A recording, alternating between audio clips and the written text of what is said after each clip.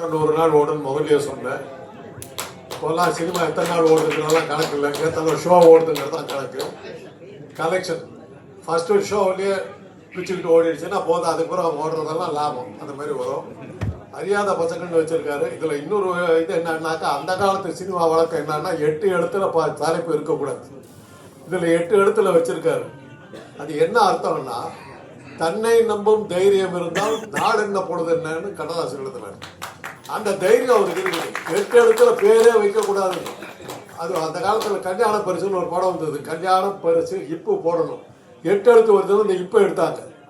அந்த அளவுக்கு மூட நம்பிக்கை இருக்கிற ஒரு சினிமா உலகத்தில் அதையெல்லாம் புரியடிச்சுக்கிட்டு அறியாத பசங்க 8 எழுத்துல தலைப்பை வச்சிருக்காருக்கும் போது அவருடைய தன்னம்பிக்கையும் தைரியமும் நமக்கு தெரியுது. அது படத்தில் பிரதிபலிக்கணும்னு எதிர்பார்க்குறோம். நல்ல கதாநாயகர்கள் எல்லாமே நல்லா இருக்காங்க. நம்ம அதாவது அன்றாடம் பார்க்குற கதாநாயகர்கள் 2 பேருமே நம்ம ரோட்டில் பார்க்குற மாதிரி ஆட்கள் மாதிரி இருக்காங்க. ஒன்றும் ஒரு அதிசய பிரிவுகளாக இல்லை.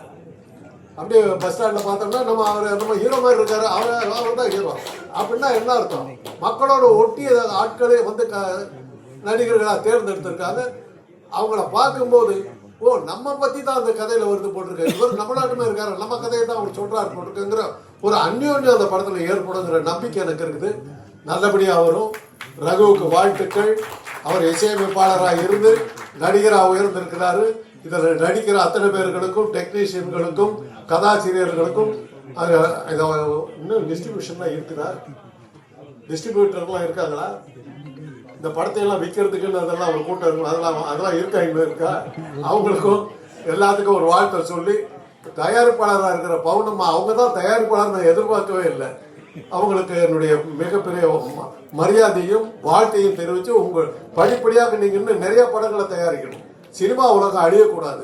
ஏன்னா ஒரு சின்ன ஒரு இது மாத்திரம், சினிமா இருக்கிறதுனால தான் கலைகள் இருக்கு, நாட்டியம் இருக்குது, இசை இருக்குது, புகைப்படம் இருக்குது, எவ்வளவோ விஷயங்கள் சினிமாவை நம்பி நம்ம இருக்கிறோம். ஸ்டண்ட் மாஸ்டர்கள் இருக்காங்க. இவ்வளவு பேர்த்துக்கு வாழ்க்கையை கொடுக்கிற ஒரு அற்புதமான இந்த துறை அழிய விடாமல் பாதுகாக்கின்ற பணியில ரகு போன்றவர்களாக ஈடுபட்டிருப்பதில் பெருமகிழ்ச்சி அடைகிறது.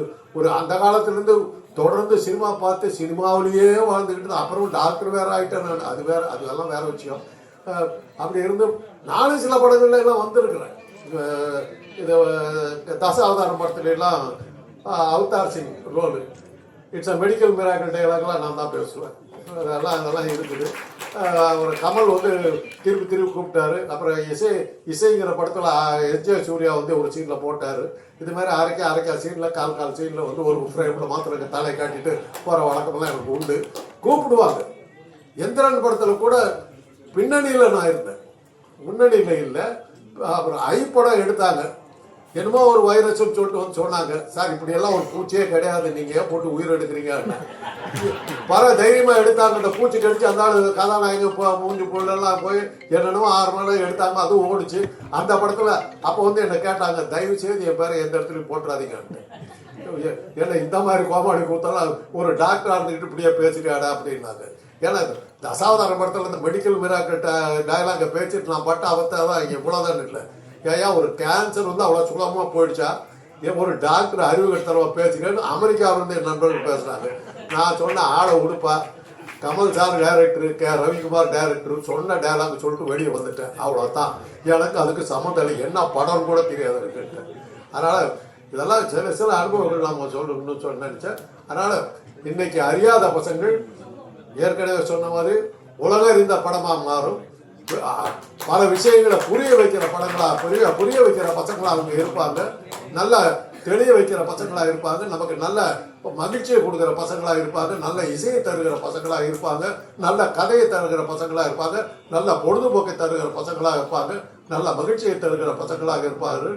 தயாரிப்பாளர்களுக்கு வசதிகளை தரக்கூடிய பசங்களாக இருப்பாங்கன்னு சொல்லி வாழ்க்கை விடைபெறுகிறேன்.